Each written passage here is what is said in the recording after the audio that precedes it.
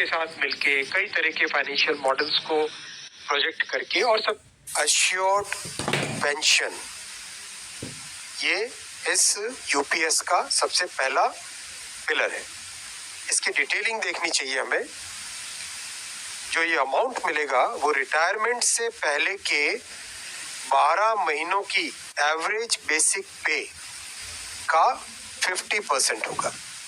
मैं रिपीट कर रहा हूं, अश्योर्ड पेंशन का जो अमाउंट है that will be the average of basic पे ऑफ 12 months बिफोर सुपर एनुएशन, उसका 50% होगा। और इस फुल पेंशन के लिए जो क्वालिफाइंग सर्विस रहेगी वो रहेगी 25 years, यानी 25 वर्ष तक अगर किसी ने काम किया है, सेवा की है, तो उसको फुल पेंशन यानी जो ये अश्योर्ड पेंशन का अमाउंट है वो मिलेगा।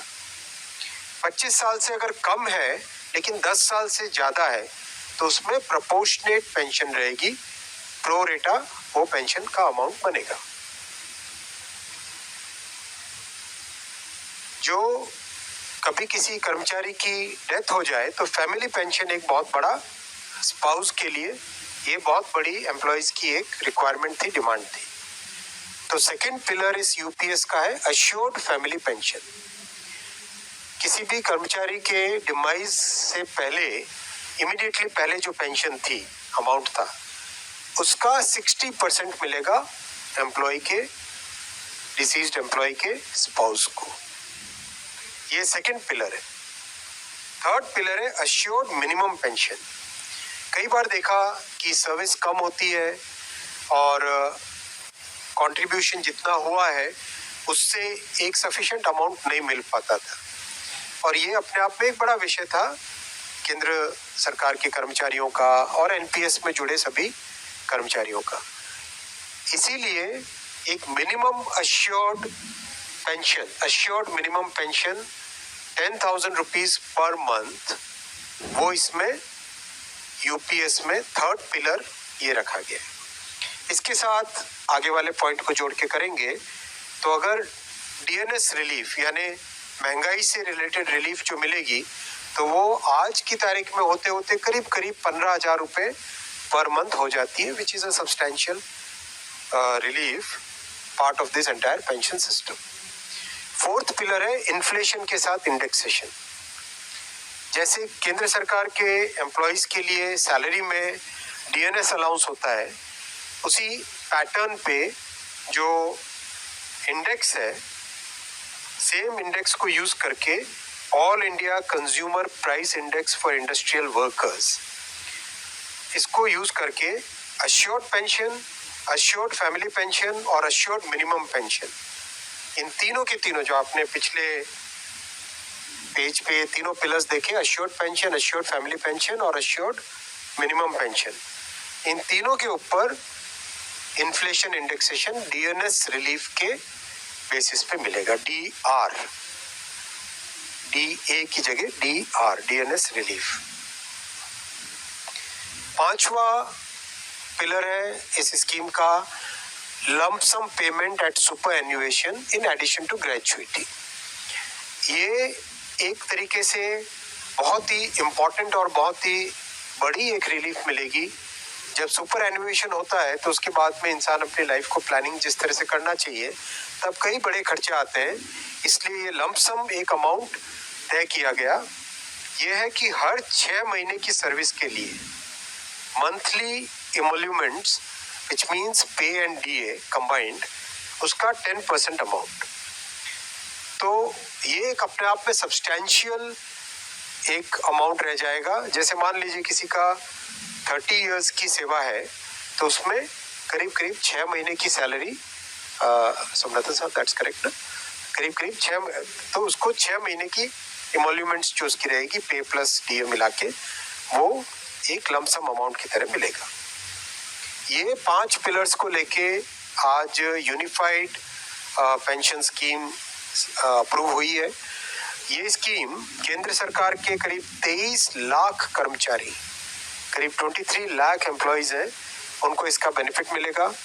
ऑप्शन रहेगा कोई अगर एनपीएस में रहना चाहे तो एनपीएस में रह सकता है, यूपीएस में ऑप्ट करना चाहे which is naturally a very attractive scheme, तो उसमें ऑप्ट कर सकता है।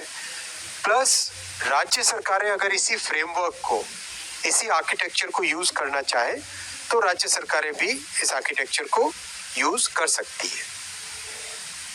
अगर राज्य सरकार के कर्मचारी भी इसमें शामिल होते हैं तो करीब 90 लाख के आसपास टोटल कर्मचारी इसका बेनिफिट मिलेगा। सबसे इंपॉर्टेंट जो आज के इस फैसले का बहुत ही महत्वपूर्ण पार्ट है वो है कि कर्मचारियों पर इस स्कीम का भार नहीं पड़ेगा। आज एम्प्लॉइज 10% कंट्रीब्यूट करते हैं और आपको जानकारी होगी कि 10 वर्ष पहले तक सरकार भी 10% कंट्रीब्यूट करती थी, यानी 10+10 टोटल कंट्रीब्यूशन होता था। लेकिन मोदी जी ने 2019 में इस 10% कंट्रीब्यूशन को बढ़ा के 14% किया था।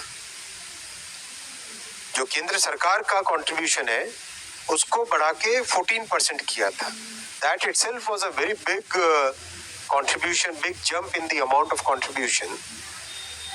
अब वो कंट्रीब्यूशन बढ़ के 18.5% हो जाएगा। वो कंट्रीब्यूशन बढ़ के 18.5% हो जाएगा। ये स्कीम 1/4/2025 से लागू होगी। तब तक इसके लिए जो भी सारे स्ट्रक्चर्स, पोर्टल वोटल सब बनने होंगे, रूल्स रेगुलेशंस, वो सारे बन जाएंगे 1 अप्रैल 2025 से। 1 अप्रैल 2025 से लागू होगी ये स्कीम।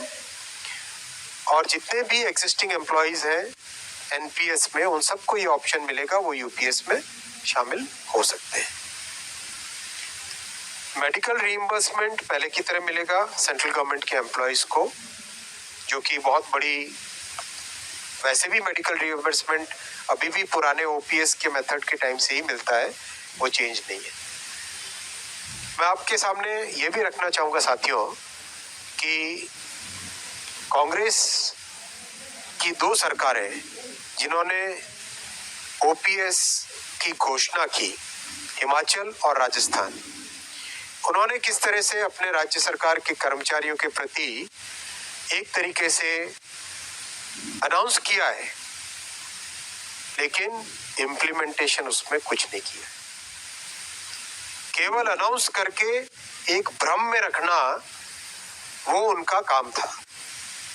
इसके विपरीत प्रधानमंत्री श्री नरेंद्र मोदी जी का जो काम है, आप देखो, ये completely well thought through, extensively consulted, best practices को देख के, और साथ ही साथ इंटरजेनरेशनल इक्विटी, आने वाली जनरेशंस पे कोई एक्स्ट्रा भार ना पड़े, इसके लिए इस पूरी स्कीम को फुल्ली फंडेड स्कीम की तरह रखा गया है। फुल्ली फंडेड स्कीम की तरह रखा गया है। जो आज हमारा इसमें रिक्वायरमेंट रहेगा वो आज ही उसको फंड किया जाएगा, न कि हिमाचल और राजस्थान में कांग्रेस गवर्नमेंट्स की तरह आज अनाउंस कर दो, बाद में भविष्य में क्या होगा उसकी कांग्रेस ने कभी चिंता नहीं की। बहुत इंपॉर्टेंट है साथियों कि केंद्र सरकार और सरकारी कर्मचारियों के जो बहुत बड़े हिमायती बनते हैं, वैसी पॉलिटिकल पार्टियों का भी अगर हम इतिहास देखें तो वहां पर भी बहुत स्पष्ट तौर पे दिखाई देगा कि जैसे त्रिपुरा में कई वर्षों तक कम्युनिस्ट गवर्नमेंट रही, उन्होंने कभी भी ढंग से टाइम पे कमीशन नहीं रखा। केरला में जब केंद्र सरकार ने 10% से 14% बढ़ाया गवर्नमेंट का कंट्रीब्यूशन, तब केरला की सरकार ने उसको नहीं बढ़ाया। तो जन जन के हित की ध्यान रखना, एम्प्लॉइज के हित की ध्यान रखना, ये भावना और इस तरह की कार्यशैली केवल एनडीए सरकार की है। और प्रधानमंत्री श्री नरेंद्र मोदी जी ने आज अपने इस महत्वपूर्ण फैसले से एक बार फिर आपके सामने इसी डिटर्मिनेशन को, इसी भावना को